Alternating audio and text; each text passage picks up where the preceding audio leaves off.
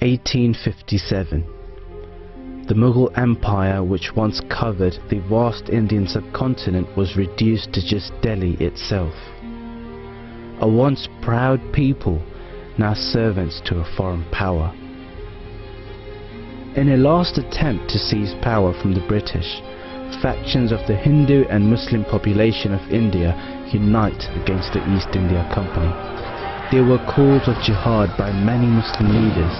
Thousands of sepoys rebelled against their masters. But it was all in vain. Defeated, humiliated, divided, the Muslims of India were more vulnerable than ever. As the ruling nation of that time, the Muslims received all the blame for the mutiny. The Muslim aristocracy lost its power. They were ousted from the government. They lost their jobs. Socially outlawed, the Muslims were an easy prey. The early 1800s saw a mass influx of Christian missionaries from all over the world into India to convert the masses into Christianity. With the weakened and helpless state of the Muslims after the mutiny, the evangelists had the perfect chance to put their plan into motion. عیسائیوں کا خیال تھا، عیسائی پادریوں کا یہ خیال تھا کہ اسلام جو ہے وہ تلوار کے زور پر پھیلا ہے اور مذہب اور ریاست کے جبر سے قائم رکھا گیا ہے. جب پہلی بار مسلم اقتدار جو ہے ہندوستان میں ختم ہوا تو وہ بالکل بےتاب ہو گئے کہ کس طرح ان کے ذہن میں تھا کہ اب یہ وہ طاقت اٹھ گئی ہے تو اب یہ لوگ جو ہیں دوبارہ ہم ان لوگوں کو کرسچن بنا سکتے ہیں.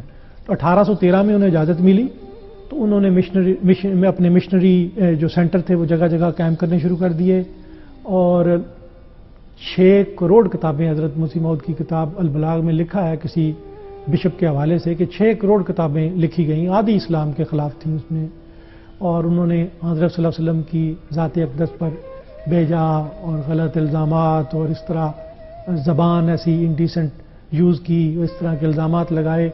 اور ایون کرسچن جو تھے پادری وہ یہ کوشش کرتے تھے کہ مسلمانوں میں جو ہے اگنوسٹسزم اور ایتھیزم جو ہے وہ پھیل جائے. وہ یہ نہیں برداشت کر سکتے تھے کہ یہ مسلمان رہیں چاہے وہ دھیریہ ہو جائیں. Converting the entire Muslim population of India was just the beginning. Their plans were a lot more disturbing. In one of their statements, it is also on record that they said that our purpose is to convert the whole of India into a Christian India. And after that they said that next to that we are aiming to move towards Arabia. And so much so that one of them is on record to say that we are ultimately going to raise the banner of Christianity on the holy Kaaba in Mecca. So that was their intention. What made the situation worse for the Muslims was that the Christian missionaries were using elements of Islamic belief against the Muslims. They were defenseless. جب وہ مسلمانوں میں یہ عقیدہ تو قائم تھا حضرت عیسیٰ آسمان پہ زندہ ہیں اور ہندو گو کے کسی اور کو نہیں مانتے تھے، مسلمان مانتے تھے، ان کو پیغمبر بھی مانتے تھے. مسلمان جو تھے وہ سچویشن یہ تھی کہ انہوں نے حضرت عیسیٰ علیہ الصلوۃ والسلام کے ساتھ ایسی خصوصیات جو ہیں وہ ان کے ساتھ مخصوص کر دی تھیں، ان کو منسوب کر دی تھیں کہ وہ جس سے ایک طرح سے خدائی کا رنگ میں ان میں نظر آ گیا تھا. تو اب ان کا پولیٹیکل غلبہ بھی تھا، پورے دنیا پہ گلوب پہ وہ چھا گئے تھے اور انہوں نے یہ کہنا شروع کر دیا کہ یہ ایکچولی جو مسلمانوں کے زوال کی اصل وجہ ہے وہ ان کا مذہب ہے کہ وہ جدید تقاضوں کا ساتھ نہیں دے سکتا، اس وجہ سے یہ لوگ زوال میں ہیں اور ہماری کامیابی کی بنا یہ ہے کہ ہم عیسائیت ایک ترقی یافتہ مذہب کے ساتھ وابستہ ہیں. انہوں نے جو حربہ استعمال کرنا شروع کیا، انہوں نے یہ حربہ استعمال کیا کہ دیکھو اگر تم سچے ہوتے تو حکومت تمہاری ہوتی، ہمارا حال دیکھو، ہماری حکومت پہ دنیا میں سورج نہیں ڈوبتا، ہماری حکومت پر روس کا زار جو ہے وہ عیسائی ہے، جرمنی عیسائی ہے، ساری دنیا جو عیسائی ہے، امریکہ جو ہے وہ عیسائی ہے، ترقی صنعت و حرفت میں جہاں ہو رہی ہے وہ ہم کر رہے ہیں، تم سچے ہوتے تم یہ کر رہے ہوتے. Of all Muslims, it was the youth and the students who were facing the biggest dilemma.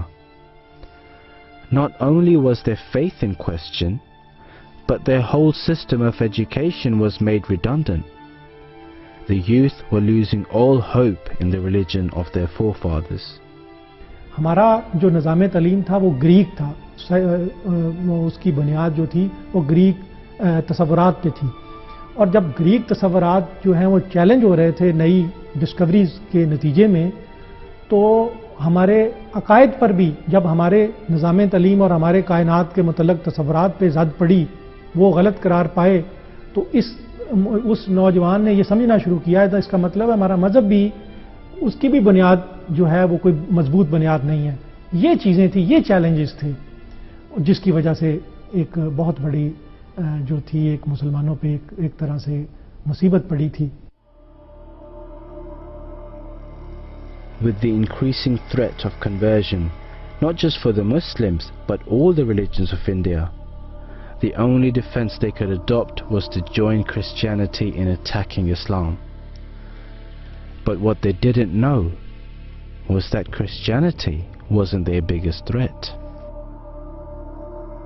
یہ جو نئی روایت تھی سیکولرزم کی روایت، سب سے زیادہ اس نے نقصان پہنچانا شروع کیا. سیکولرزم کا مطلب یہ ہے کہ پہلے آہستہ آہستہ خدائی قوانین کی جگہ انسان کے بنائے ہوئے قوانین پبلک ریل میں رائج ہو گئے، نظام تعلیم کو اٹھا دیا گیا، اور خدا کو اس کائنات کا جو نئی سائنٹیفک تھیوریز تھیں، نیوٹن کے لا تھے، وہ اس طرح پیش کر رہے تھے کہ کائنات ایک گھڑی کی صورت ہے، وہ چل رہی ہے، اس پہ خدا کی ضرورت نہیں، خدا کو ارریلیونٹ کر کے پیش کیا جا رہا تھا. تو یہ چیزیں بڑا رول پلے کر رہی تھیں.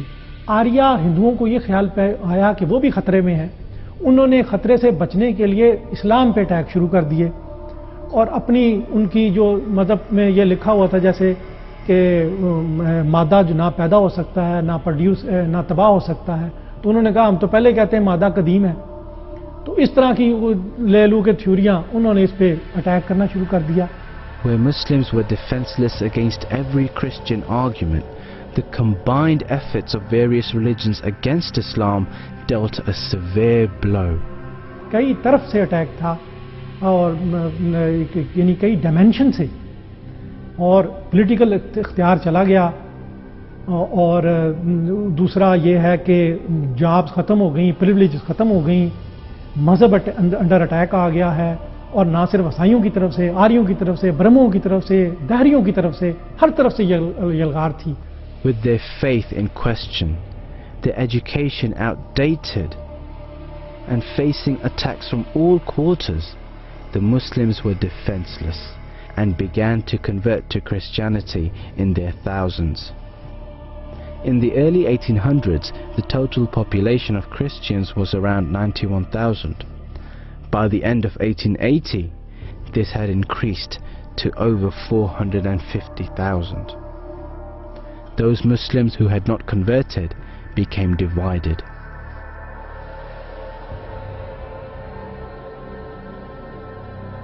مسلمانوں کی پرابلم ایک ایسی تھی کہ مسلمانوں یعنی passing through this ideal Muslim community lost its comprehensiveness, اپنی اجتماعیت انہوں نے کھو دی.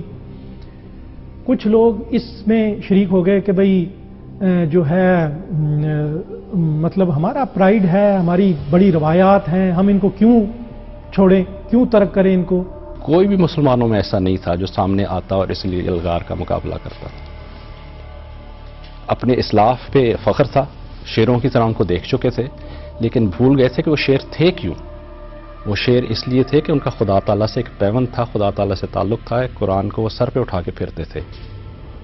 اور جب یہ سب کچھ ہو تو پھر وہ شیر بھی بن جاتے تھے. اب تو ان کی حالت یہ ہو گئی تھی کہ گائے و بیل بن چکے تھے کہ جس کے پاس نت ہے ان کی ناک میں ڈال کے جس طرف مرضی لے جائے، کولوں کی بیل کی طرح ان کو جہاں مرضی کر دے، چاہے تو ذبح کر دے. Divided, defeated, Muslims entered a state of hopelessness and despair. The age was crying for a savior, but none would come to Islam's aid. کوئی وقت کی آواز یہ تھی کہ کوئی اس کنفیوژن کو دور کرے, کوئی واضح گائیڈ لائن دے, کوئی واضح وے آؤٹ بتائے. کنفیوژن ہر طرف تھا اور ہر طرف ہندوستان کے مسلمان کنیکٹڈ تھے پوری دنیا سے. ہر وقت یہی خبریں آتی تھی, فلاں ملک گیا, فلاں ملک گیا, فلاں ملک گیا. یہ باہر سے یہ خبریں, اندر سے یہ حالت. تو اس چیزوں نے مل کے ان پر ایک ڈپریسو موڈ طاری کیا تھا اور ایک گلوم اور ایک ڈپریشن وہ طاری تھا مسلمانوں پہ. As a result of political defeat and social decline, Muslims were shaken, and they lost their confidence and adopted an apologetic stance regarding the precepts of their religion. The Muslims of India lay in wait for their end, until an unknown voice sparked a glimmer of hope. The voice of Hazrat Mirza Ghulam Ahmad Qadiani alayhi salam.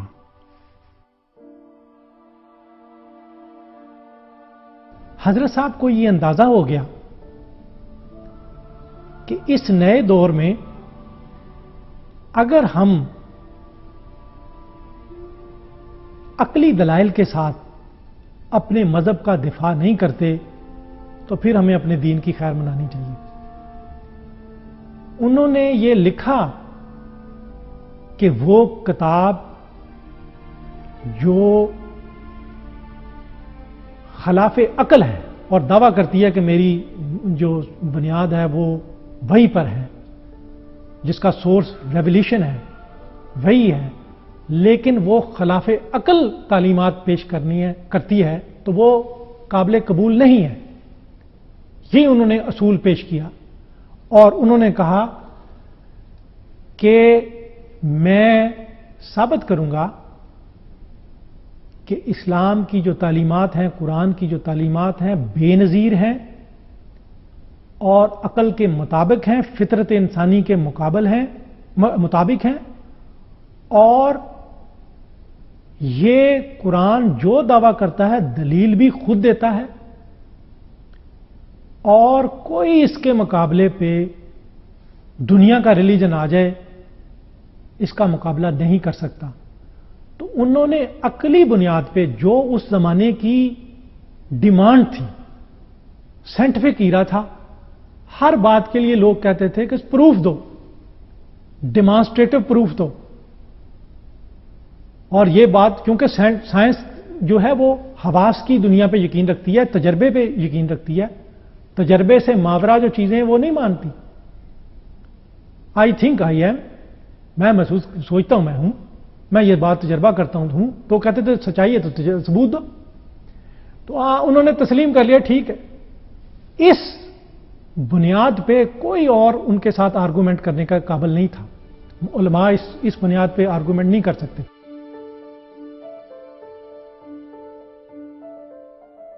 انہوں نے کہا خدا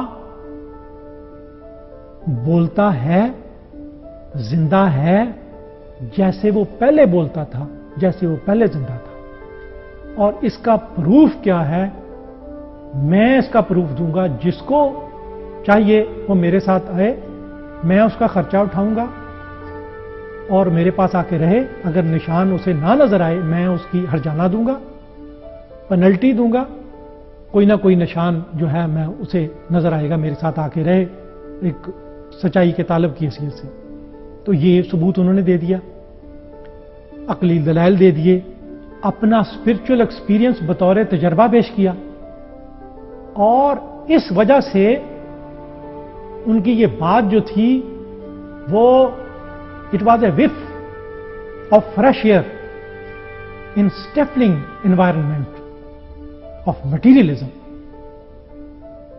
اور اس نے کمر توڑ دی.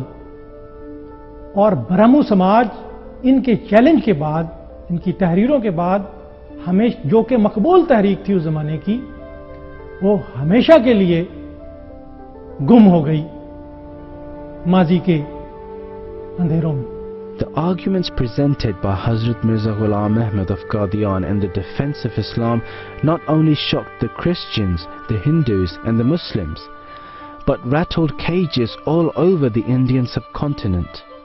At the time when everything was secularized and religion was being interpreted in terms of rationality and God was presented as an irrelevant entity, Hazrat Mirza Ghulam Ahmad turned the table by presenting powerful arguments on the existence of God from the Holy Quran. No one dared to challenge him because he claimed to have communion with God. But where did he come from? حضرت مرزا غلام احمد 1835 میں پیدا ہوئے تو قادیان میں. حضرت مسیح موعود اسلام کی اپنی ولادت تھی 1835 میں ہوئی. آپ کے والد صاحب مرزا غلام مرتضیٰ صاحب. لیکن جہاں تک تعلق ہے آپ کے والد صاحب کے اور آپ کے بھائیوں کا، وہ سول سروسز کی طرف بھی رجوع ہوا اور ان کو آپ کے والد صاحب کی خواہش بھی تھی کہ آپ بھی سول سروس میں جائیں، حکومت کے محکمات میں کام وغیرہ کریں، اور شاید آپ کچھ عرصے کے لیے گئے بھی، لیکن پھر چھوڑ کے واپس آ گیا کہ یہ میرے لیے نہیں، کیونکہ آپ کے ہمیشہ سے جو آپ کا رجحان تھا وہ دینی تعلیم کی طرف تھا.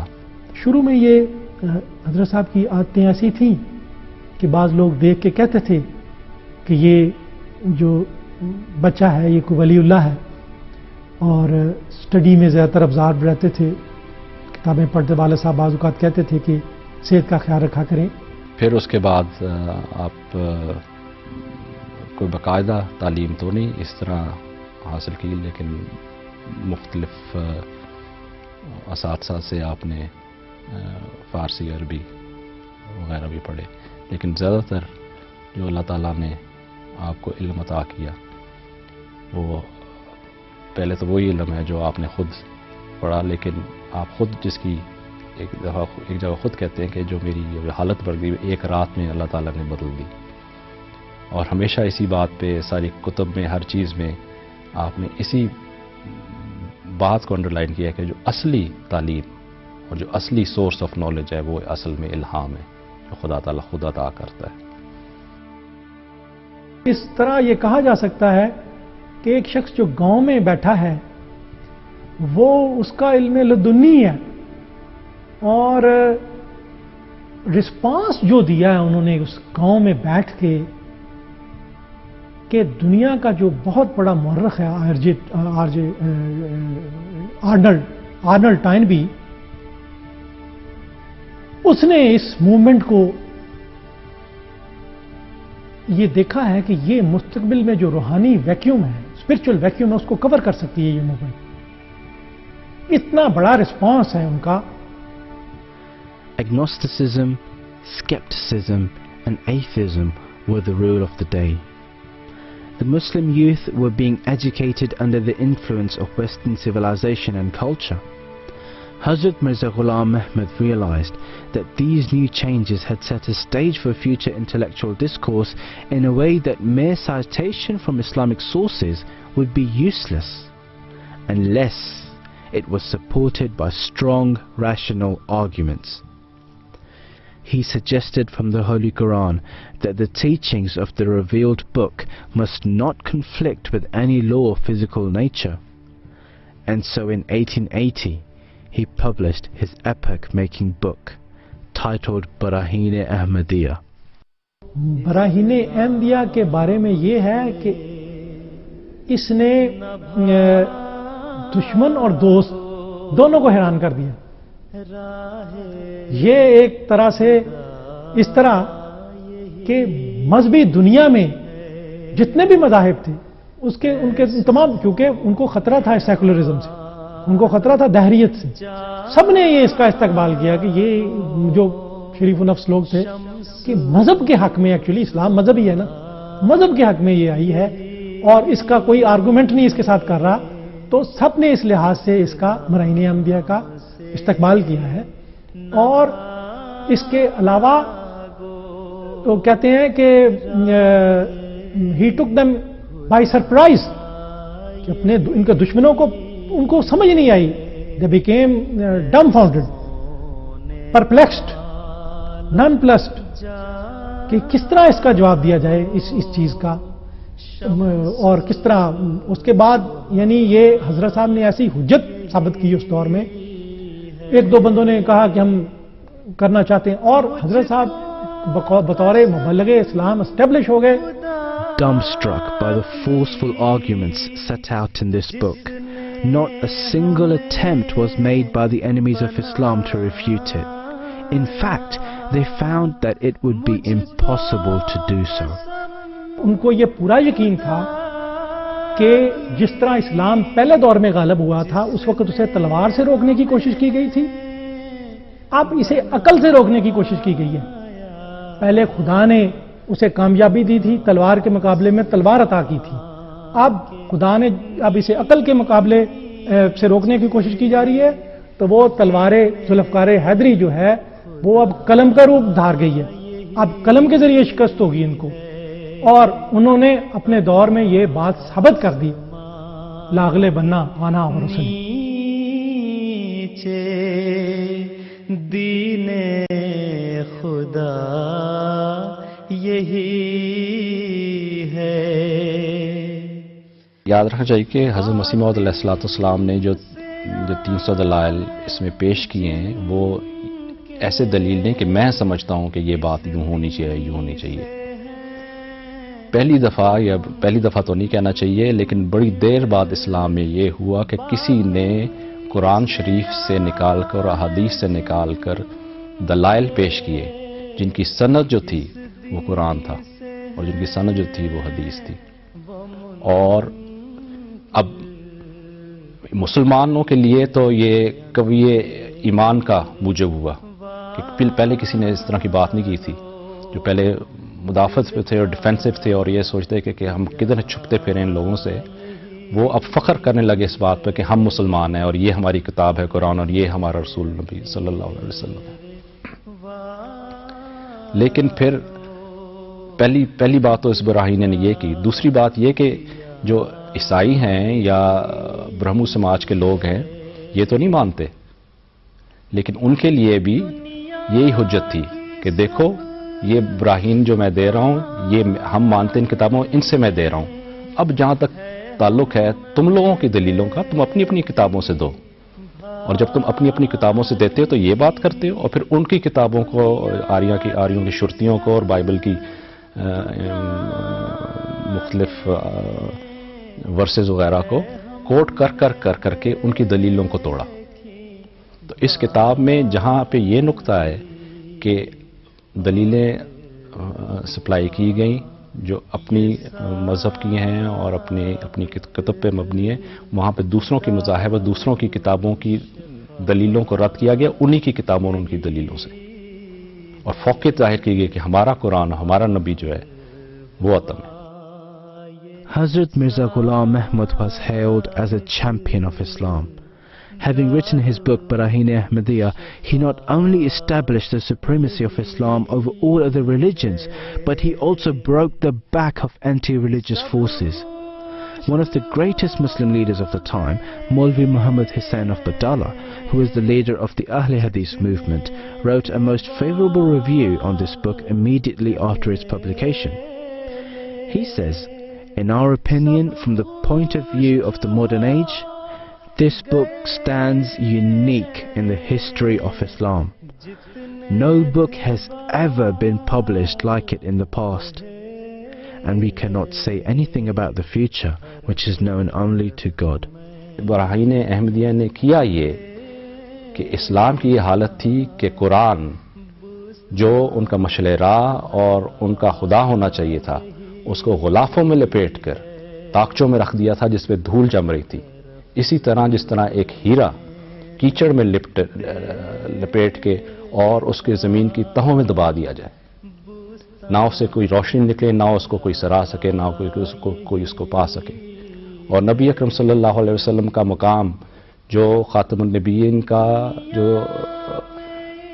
سرور کائنات کا، جو شاہ کونین کا تھا، وہ مقام جو تھا وہ اس قدر ڈیفینسو پہ آ گیا کہ ہر ایرا غیرہ اٹھ کے جو چاہتا کہہ دیتا اور مسلمان چپ کر کے اپنی اپنی بلوں میں گھس جاتے.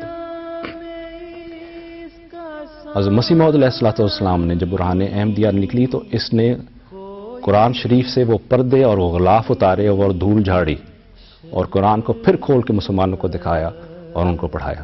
یہ واقعی ایسی کتاب تھی جس نے ایک انقلاب برپا کر دیا ہے. اس کے بعد میں سمجھتا ہوں انکانشیسلی اس کتاب کا جو اثر ہے انڈائریکٹلی وہ تمام انٹیلیجنشیا پہ پڑا ہے. اس کتاب کے آنے کے بعد جو مسلم لیڈر سامنے آئے ہیں ان پر اس کتاب کا اثر ہے اور متاثر ہوئے ہیں. اس سے کتاب سے پہلے کے جو لیڈر ہیں اور اس کتاب کے بعد کے جو لیڈر ہیں آپ کو ان میں فرق نظر آئے گا. اور اس کتاب نے واقعی ممکن اگر دانا خواستہ یہ نہ ہوتا تو عیسائیت کتنا یلغار کرتی اور عیسائیت کتنا وہ جو ہے وہ کنورٹ کرتی اور اس کی کتنی جو ہے وہ فتوحات ہوتی ہیں ہندوستان میں. اور میں سمجھتا ہوں اس نے وہ جو ہے دیوار اس کے آگے بنا دی ہے اور اس کو جو ہے وہ ڈیفنس پہ الٹا مجبور کر دیا اس کتاب نے. God had not desired that the Muslims be reformed through colleges or committees or associations. He had desired their spiritual and moral reform to be carried out by the Messiah of Hazrat Muhammad, peace be on him. Only a messianic figure could breathe spiritual life back into Muslims who had become hardened formalists in their practices and narrow-minded literalists in their interpretations. In one of Islam's darkest hours, Hazrat Mirza Ghulam Ahmad, the promised Messiah, emerged as a beacon of truth and a defender of faith. اسلام سے نہ بھاگو راہ خدا یہی ہے اے سونے والو جاگو شمس ضحیٰ یہی ہے. کیوں عجب کرتے ہو گر میں آ گیا ہو کر مسیح کیوں عجب کرتے ہو گر میں آ گیا ہو کر مسیح خود مسیحائی قدم بھرتی ہے یہ باد بہار کیوں عجب کرتے ہو گر میں آ گیا ہو کر مسیح کیوں عجب کرتے ہو گر میں آ گیا ہو کر مسیح.